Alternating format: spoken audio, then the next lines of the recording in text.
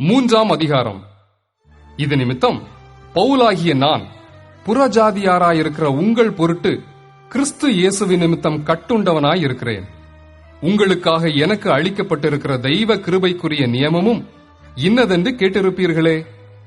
அதென்னவெனில், புறஜாதிகள் சுவிசேஷத்தினாலே உடன் சுதந்திரருமாய் ஒரே சரீரத்திற்குள்ளானவர்களுமாய் கிறிஸ்துவுக்குள் அவர் பண்ணின வாக்குத்தத்தத்துக்கு உடன் பங்காளிகளுமாயிருக்கிறார்கள் என்கிற இந்த ரகசியத்தை அவர் எனக்கு வெளிப்படுத்தி அறிவித்தார்.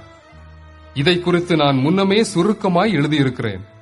அதை நீங்கள் வாசிக்கையில் கிறிஸ்துவின் ரகசியத்தை குறித்து எனக்கு உண்டாயிருக்கிற அறிவை அறிந்து கொள்ளலாம்.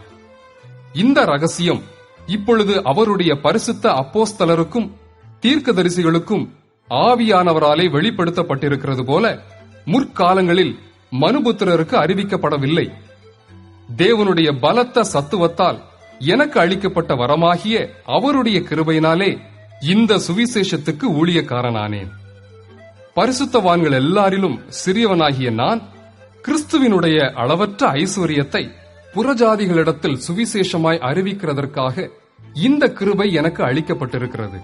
தேவன் நம்முடைய கர்த்தராகிய கிறிஸ்து இயேசுவுக்குள் கொண்டிருந்த அனாதி தீர்மானத்தின்படியே உன்னதங்களிலுள்ள துரைத்தனங்களுக்கும் அதிகாரங்களுக்கும் அவருடைய அனந்த ஞானமானது சபையின் மூலமாய் இப்பொழுது தெரிய வரும் பொருட்டாக இயேசு கிறிஸ்துவை கொண்டு எல்லாவற்றையும் சிருஷ்டித்த தேவனுக்குள்ளே ஆதி காலங்கள் முதல் மறைந்திருந்த ரகசியத்தினுடைய ஐக்கியம் இனதென்று எல்லாருக்கும் வெளிப்படையாக காண்பிக்கிறதற்கு இந்த கிருபை எனக்கு அளிக்கப்பட்டிருக்கிறது.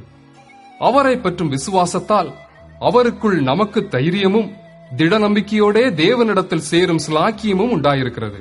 ஆகையால் உங்கள் நிமித்தம் நான் அனுபவிக்கிற உபத்திரவங்களினால் நீங்கள் சோர்ந்து போகாதிருக்க வேண்டிக் கொள்ளுகிறேன். அவைகள் உங்களுக்கு மகிமையாயிருக்கிறதே.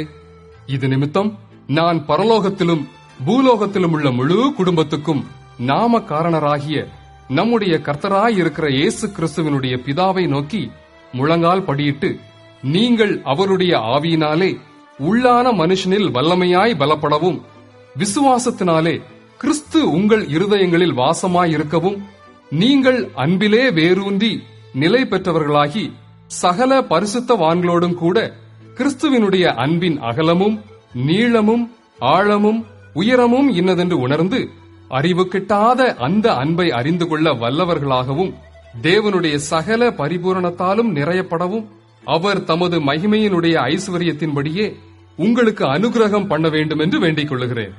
நாம் வேண்டிக் கொள்ளுகிறதற்கும் நினைக்கிறதற்கும் மிகவும் அதிகமாய் நமக்குள்ளே கிரியை செய்கிற வல்லமையின்படியே நமக்கு செய்ய வல்லவராகிய அவருக்கு சபையிலே கிறிஸ்து இயேசுவின் மூலமாய் தலைமுறை தலைமுறைக்கும் சதா காலங்களிலும் மகிமை உண்டாவதாக. ஆமென்.